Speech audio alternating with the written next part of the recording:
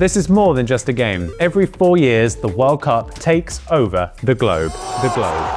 Entire cities transform themselves around the tournament, with hundreds of millions watching. The 2026 FIFA World Cup is unlike any tournament we've ever seen. In this video, we're taking you inside the venues, the equipment, and the tech. So this is where the chip is being placed. Changing this tournament forever. I hopped on a flight over to the US, and as soon as we arrived, the producer could not wait to show me what car he'd rented for the trip. I like it. That's not right. We can't. It's not very football, is it?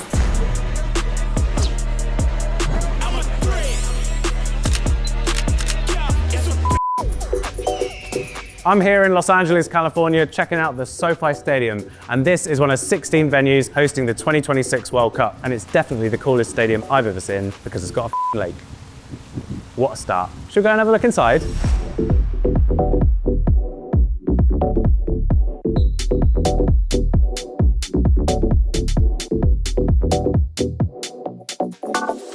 So obviously in the not too distant future, the USA is going to be playing its first game of the World Cup here. Yes. How are you feeling about that? We are ready. This stadium is big. You walk in and you can just sort of see the nitty screen right in front of you. It's 120 yards. It's bigger than a football field, over 70,000 square feet, double-sided halo. We have speakers hidden inside the infinity screen that cover the whole stadium. That black that you see there is actually fabric. Behind it is all the speakers. An audio team that's supporting everything you hear in the stadium. With everything from NFL to Monster Jam being hosted here, it's Josh's team's responsibility to make the stadium experience one to remember. And I have to say, when I walked in for the first time, the infinity display blew my mind. Imagine being sat up there. A massive two-sided display with 80 million pixels floating right there in the middle of the stadium. How does this thing work? I had to find out. So the infinity screen is broken up into a bunch of nodes, and these are all servers that are behind the screen. 16 nodes, all playing back video at the exact same time in sync to put that whole screen together. You can see those different nodes and how the screen is broken up. So if any one of these fails, you've got the backup to switch over to.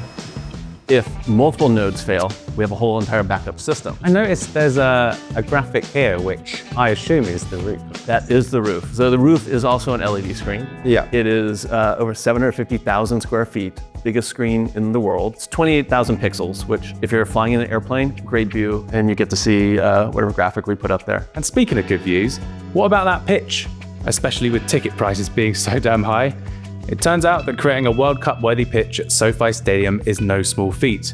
Because the permanent NFL synthetic turf is too narrow for international football, engineers have literally built an entire new pitch right on top of it, raising the surface by almost 3 feet. And to create the extra width that FIFA demands, SoFi Stadium has temporarily removed hundreds of its lower pitch level seats. Underneath is a high-tech drainage and aeration system, followed by carefully leveled layers of sand. On top of that, almost 28,000 square feet of premium grass, complete with a full irrigation setup. And because SoFi Stadium's roof blocks natural UV light, LED grow lights bathe the pitch in a signature pink glow to keep the grass healthy. The grass itself is a special Kentucky bluegrass and rye mix. It's grown in Washington and then shipped to LA in refrigerated trucks for installation. And this is the result. One of the most advanced temporary pitches ever built for football's biggest stage. Watching football live from a screen is such a normal part of our lives that we don't even think about it these days. 100 years ago, if you wanted live updates on how a sporting match was going, you'd have to turn on the radio and hope that a man in a box with a microphone was doing a good enough job of explaining what was going on with his words. The first game to be televised live occurred in September 1937, and although this was a huge moment in broadcast history, it definitely wasn't 4K, nor did they have the same number of camera angles that we're used to enjoying these days. In 2026, we have the luxury of box lenses with incredible zoom, spider cameras that float around the venue, and even POV views from the referees themselves. And this is all used to bring us all closer to the action. So what would the atmosphere in this room be like during a live game? First of all, it's very loud. I mean, the best thing in the world, you sit in here and you put something up on the screen and you hear 70,000 people cheer, respond, boo, or do whatever to whatever you put up there. And it's like you're getting that live feedback. Now, you know that they liked it or not. We have a replay team here watching every play. They're getting those replays up there within seconds. Ah yes, replays. Of course, one of the things that we all use to settle arguments. But more importantly, they're used for officiating games to keep things fair. With 22 players and a football all moving around the pitch at the same time, it's near impossible to see everything that's going on. So what do we do about that? Well, we use everyone's favorite bit of football technology, VAR.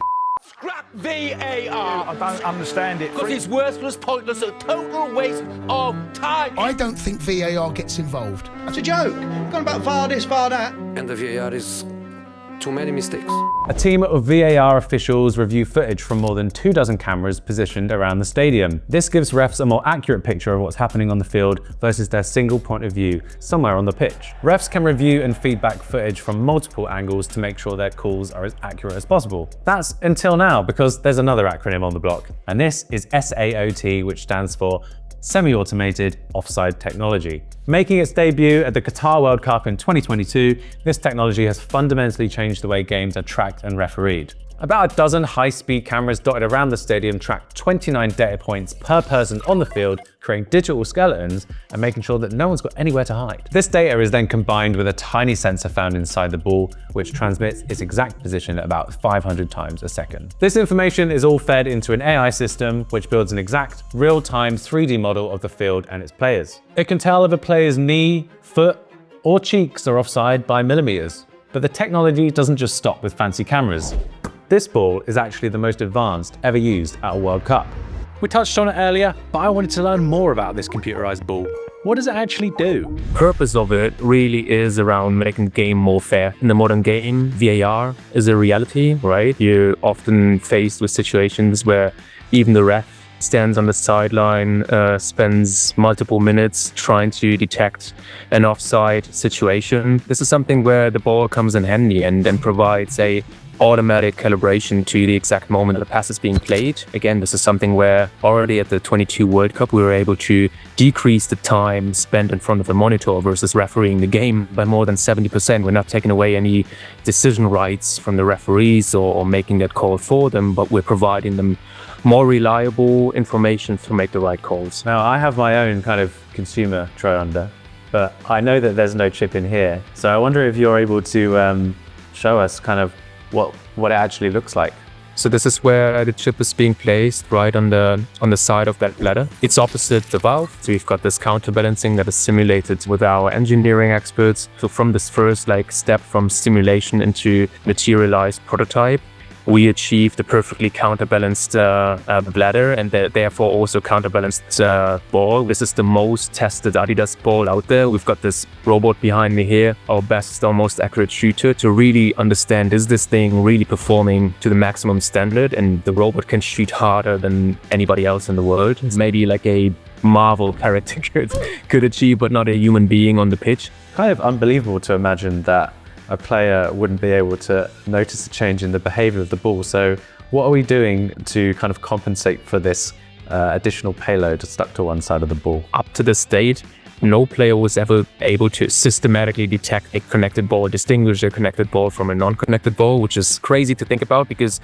yes, physically they are different. One contains or has a chip inside and one doesn't. But even if you tell them, hey, there's a difference between these two versions, come to us, kick them 10 times, 15 times, 20 times, and tell us which one's which, they could not repeat this systematically. It's really, I think, a testament to the quality of Adidas engineering. Now, when you're watching this year's matches, take a second to think about all the hidden teams and tech that make the beautiful game possible.